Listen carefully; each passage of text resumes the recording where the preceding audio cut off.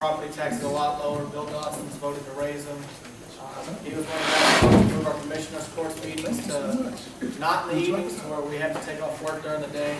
But really, I want to edify Bishop Lawson. I had the privilege of working on his campaign in the last election cycle. I hope he runs again for state senator. If he does, I know that right now Ellis County is particularly pretty red, and I hope we stay that way. But our brothers to the north and Dallas, they really could use the help, and I can't understand how we couldn't have got a wonderful man like Bishop Lawson and to take out anyone up there. I don't care what position he wants to run for. There's no reason that man shouldn't be qualified for the job. But if he decides to run again, I hope that Ellis County would definitely try and help him out as much as South Dallas did. Anyways, my name's Darren, and I'm running for County Commissioner Precinct 2. But again, Mr. Lawson, we appreciate you being here very much. One minute. My name's R.C. Lyon. I'm running for Ellis County Judge. Real quick, I want to touch on, I had an open carry march 2 weeks ago here in Waxahachie. It went off great. I want to thank the people who came out and showed up and took part in it. We didn't have anybody who got scared. There was no police called in it. We actually educated a lot of people on what their rights were and the fact that what we do is legal and why we do it, because coming in the future, I think it's going to be something that's going to be necessary for everybody to accept, that you're going to have to see it, because otherwise you're not going to be able to defend yourself. As far as my campaign goes, just real quick, if anybody gets a hold of the NS Daily News, this is an example of what will not happen. For those of us who are running, if we get in there, we won't have this kind of stuff. It was a joke. There was not really enough order to it, and we need to change that. We need to make sure that it is user-friendly for everybody within the county, so that everybody's aware of what's going on. We need to have the transparency, and we need to have a cohesiveness with everybody who's on the Commissioner's Court, unlike what we have now. So we want to get in there and change that. Thank you.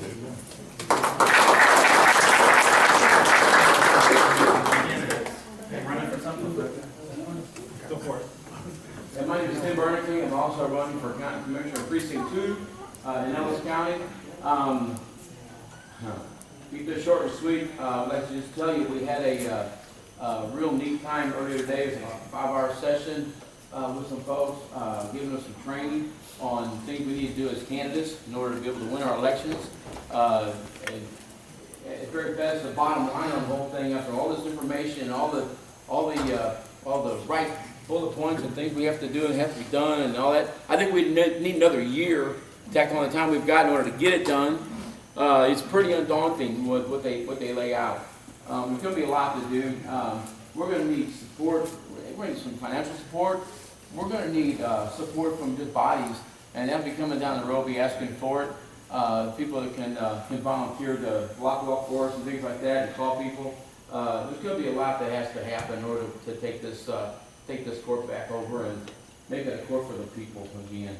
I'm thinking I'm going to prepare my business cards, and I'm going to use the Ted Kennedy approach. I'm going to promise a blonde in every pond. See if that'll get me anywhere with the election. You can quote me on that. Is that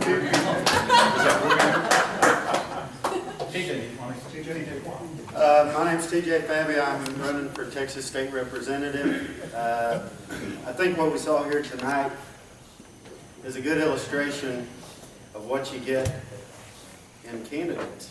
With Ted Cruz, we got somebody who's passionate about liberty. Somebody who fights aggressively, takes the fight to the enemy, doesn't let the enemy bring the fight to him. And so the reason why we're seeing such a big difference in between our two senators is because one is very passionate about our freedom, protecting our freedoms and our liberty. One is very passionate about politics as usual, about lobbyists and all that kind of stuff, and you see a big difference. If you would, it's my turn to talk right now. Respectfully. 1 minute. If you want a state representative who's passionate about protecting your freedom and your liberty, vote for me. Help me get elected. Because we've only got one shot at this go around. Every 2 years we got one shot. miss it again, we're gonna have to wait another 2 years. So please help me get in there this time, and let's get some liberty restored in the state of Texas until we can do it at the federal level.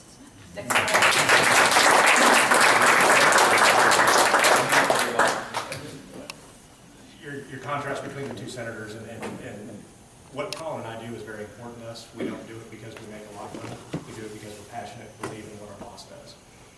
He does not kowtow to the lobbyist. He does not go to the special interest. He fights for the rights of Texans and Americans. He is a conservative. He is a Republican. No, it's not. The proof is in the pudding. Perhaps, but I would, your proof, I would ask you to point out, where do you draw the lobbyist claim?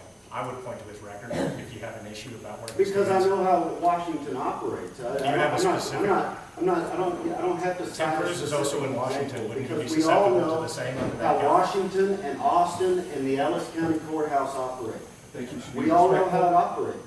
You should be respectful, as what was brought up several times. He's entitled to his opinion, you're entitled to yours. This is 1 minute for campaign, so with that, Frank, you want to take your minute? Most of you in here know me. I'm Frank Kuchar, running for the United States House of Representatives against our long-term incumbent, Mr. Joe Barton. For those of you who are new and do not know me, I am a constitutionalist. You can ask those here in the room, they can affirm that for you. And the fact that many of them here took a 12, 13-week course that I wrote and taught on the Constitution. If you want to know specifically some difference between myself and Representative Barton, 1 minute, I can't do it. What are the difference between us? Let me count the ways. Let me give you one that I'm very passionate about that just recently came up.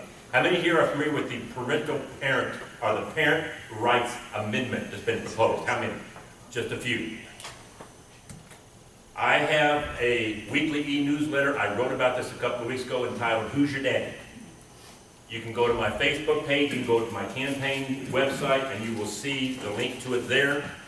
I also have a link in that to a 30-minute radio program that I did on it. But let me just share you one thing that ties into wherever you went. It ties into what you talked about tonight on Obamacare. There's 5 sections of this amendment. The 4th one says this. Keith, I'm sorry, it's more than a minute, but I'll wrap it up quick.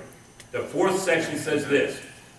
This article shall not be construed to apply to a parental action or decision, get this, that would end life. The amendment is put forth supposedly to protect parental rights. One, parents don't have rights to their children, they have responsibilities. A right is something you can choose to exercise or not exercise. If you are a parent, you have no right or choice, you have an obligation to that child. There's the problem. But here's the point, what this says. Let's just say you have the rights. It does not, according to this amendment, extend to end of life decisions. So if you have a child that is on life support, and you do not want that plug pulled, but thanks to Obamacare, the hospital administrator comes in, the doctor, or some bureaucrat, one of those iPad folks, says, you know what? Supporting this child's life is not cost effective. The plug gets pulled. Guess what? You, the parent, have no say-so in that decision. That decision to end that child's life or to continue, either you want to keep praying, you are hoping against hope that it will recover. The decision is taken out of your hands. That amendment, folks, had over 100 congressional co-sponsors. You want to guess who one of them is? Vote for me, and I will co-sponsor that kind of stuff because that is against our inalienable right to our life and what we have. Amen. Thank you very much.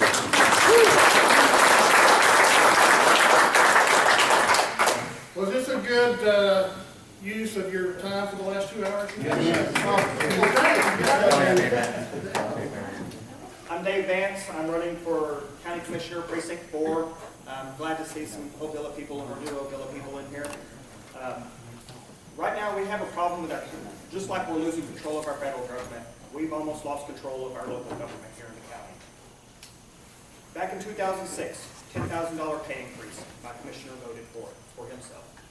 2008, another 4% increase. County employees got left out. Well, he didn't vote for a tax increase, but it had to happen because he voted for increased spending. I will not vote to increase taxes. I will work on better transparency. They have shut us out of or tried to shut us out of the government by changing meeting times. We get treated like crap when we show up, sorry for bluntness. They tried to privatize our jail, ignoring what the sheriff wanted. I fought really hard against that. Luckily, we stopped that last Thursday. If you want to know more about me, I've got some flyers out there, some business cards. Website is votedayadvance.com. And I would really appreciate for anybody that hadn't signed my petition yet, sign my petition to save me $750 filing fee. I appreciate it.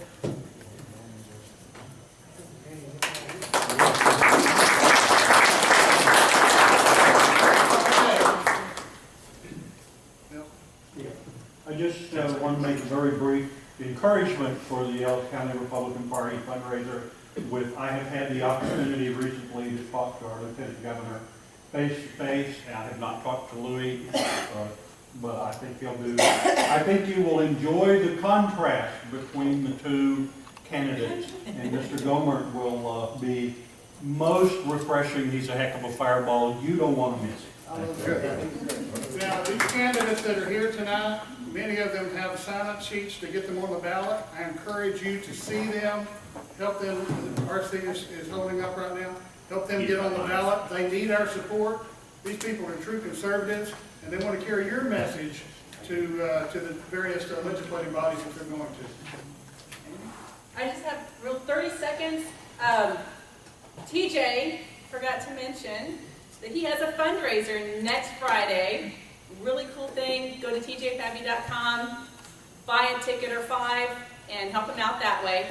And next week is the Rhino National Committee meeting in Boston, where all of our national Republican people will be spouting off how wonderful they are. We've got about 7 activists, liberty activists, going that will be poking them in the eye with their own platform. We'd appreciate your support on that too. There's more information on my Facebook page, and I'll stop there. Now, folks, we've heard a lot of stuff that's going on tonight, but you still control what happens. Your vote still controls what happens. Earlier today, we found out how to get the vote out. We found out how to support candidates. Talk to your neighbors. Get them to one of these meetings. Let's get involved. We can take this country back. We can stop this stuff. We can stop Obamacare. We can stop all the things that are going on right now. We can stop abortion. Yes. So it's up to you. And when you leave here tonight, I want you to look within yourself and get motivated and help us take this message out there and take this country back. Thank you for being here.